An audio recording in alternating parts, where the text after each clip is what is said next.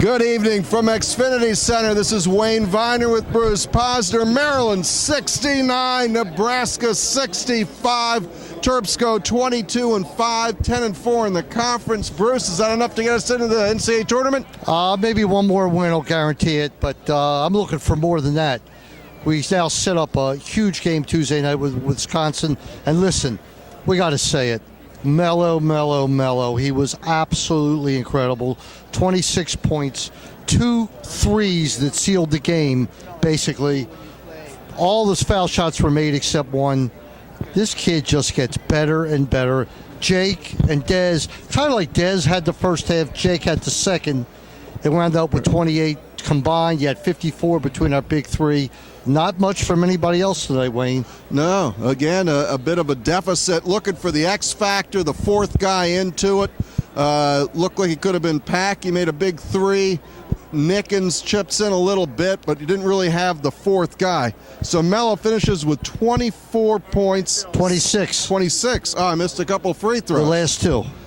6 rebounds, 5 assists. I had him down for more than 1 steal if the score sheet had it. Well, what's the difference? It's a victory. 10-4 in conference. They've taken care of business. They are now, 7-0 at home. Oh, yeah. And 3-4 on the road. Yeah. That is just magnificent. It's all about the conference. And Mello, 2 men on him. 2 men on him the entire game. Right? And yet, he was able to wiggle himself free. Dez helped him out a lot with that.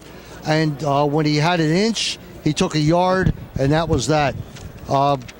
Nebraska, great effort. It seems like we always say that, like Turgeon, when the team comes in here. They do. Hey, they had Walter Pitchford. You said he looked like he was shooting like he was Elgin Baylor. Had that low line drive trajectory shot like Elgin Baylor used to have. Right, and a couple threes to keep them in the game at the end. Even at the end, yeah, he has 19. Siobhan Shields, he wears number 31 for Nebraska. He's a bright spot. But Pettaway, who's the leading scorer in the Big Ten before tonight at 18.7 points a game, he just couldn't get it going. I saw Pack on him. I saw Dez on him. Everybody tried to stop him. A volume shooter. I was waiting for him to heat up. It doesn't happen. He got frustrated a lot. Had a lot of reach-in fouls. You know what else was interesting? When you think about the Big Ten tournament coming up, you could see a Nebraska making a run. There's no question about it. I mean, they've been close with everybody. You see, even a Northwestern team can win a couple games. You just don't know what's going to happen in that tournament. That's why it's crucial that Maryland gets to that 11-win mark, so whatever happens in that tournament, it won't hurt them. It'll only be a shot to enhance the resume. Right. Well, it's going to be an interesting end here. As you said, Wisconsin comes in 7 o'clock on Tuesday. On Saturday at noon, which is 9 days from now, Michigan comes in here on February 28th. That's the last home game for Maryland. They get 2 on the road. It's at Rutgers and at Nebraska. And is that it? That's it.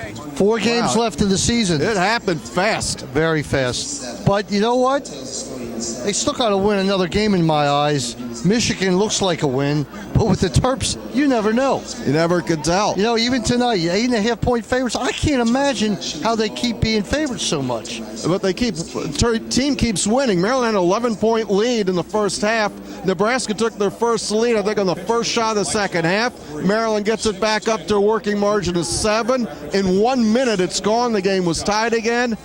And I think if this game continued, Nebraska probably would have caught up if it was a 15-minute game. Maryland just can't seem to put these teams away. What do you think's missing? I think you need contributions from the entire squad. And I think that the baskets are coming so tough for Mello and Dez and Lehman, but somebody else has to step up. Now, you know, Nickens hits that big 3, and that's kind of what threw us over the top when he hit that 3 early on.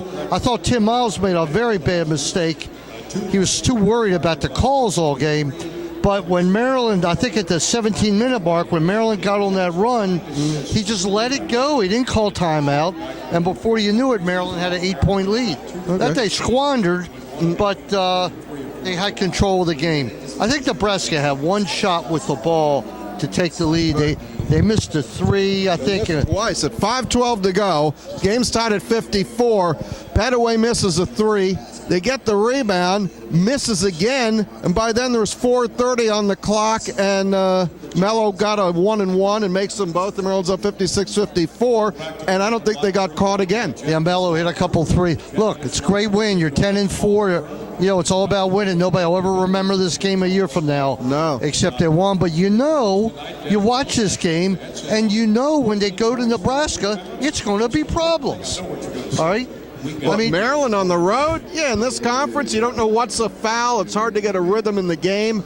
It's a very, very different style of basketball still, especially anybody who watched Carolina and Duke last night, a different flow in a game. Well, 10-4, I love it. 22-5. What else do you want? And for anybody who missed it, I'm sure we'll get an audio replay, but Randy Edsall was on the Terptalk show at 6 o'clock yesterday in Baltimore. We're going to get that up for sure. And how'd that go? I mean, you did the interview. Yeah, it was great. He was great mood. I mean, as happy as he could be, looking forward, talking great about Caleb and anxious for Gage Safer. Said he'll be in the battle. So, it's a little early to tell about football, but... tell them who sponsors us, Wayne. Oh, absolutely. The Terptalk postgame shows are sponsored by Meyer Consulting Engineers of Rockville. Let's take a look at the ad right here. Meyer Consulting Engineers. In the past 5 years, our organization has completed over 1,300 projects in the U.S. and abroad, including many structures at the University of Maryland. For structural engineering and materials testing and inspection, call Meyer Consulting Engineers. Okay, so we're here. Players still coming in and out of the locker room. Nickens walked by as he usually does. Ernie Graham sitting to my left. You see the court behind us. It's a big game coming up on Tuesday with Wisconsin. I'm sure you'll talk about it on the Sports Maven. Coons Ford presents the Sports Maven on 1300. CBS Sports Radio in Baltimore. This Saturday and every Saturday with Bruce Posner. At 9 a.m. And that's going to do it. But I'm looking forward to next Tuesday. Big time, Wayne. This is big time basketball. Returns to College Park. Biggest game since Gravis' senior day. All right, against Duke. This is a chance. Now, Maryland's not going to win the conference, but this is a chance to make a statement. This is a chance to get a better seeding. Can Maryland beat Wisconsin? Sure. Yes, they can. Sure. Absolutely they can. So, for Bruce Posner, this is Wayne Viner and our Baltimore-based crew on CBS Sports Radio 1300. Signing off from Xfinity Center this very cold Thursday night. Maryland 69, Nebraska 65. Say goodnight, Bruce. Good night, Bruce. We hit terminus!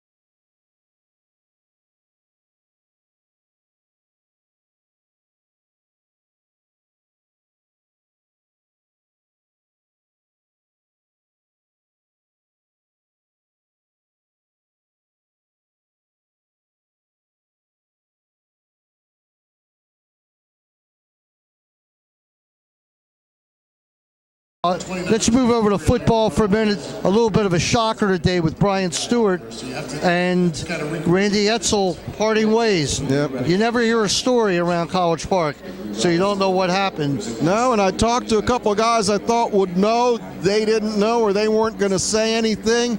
Keith Dudzinski was the inside linebackers coach, is now the defensive coordinator. Maybe one day we'll find out what happens, but the entire football team's still in the witness protection program. Well, it always will be. As I'm concerned. Yeah. Well, who knows? I guess it'll come out, but does it really matter? I mean, was it? I don't know what the situation was, but I think Maryland's defense, I might have my number wrong, was 118th statistically in America, and I would think if you would fire or move on for cause, it would have been at the end of the season. But who knows?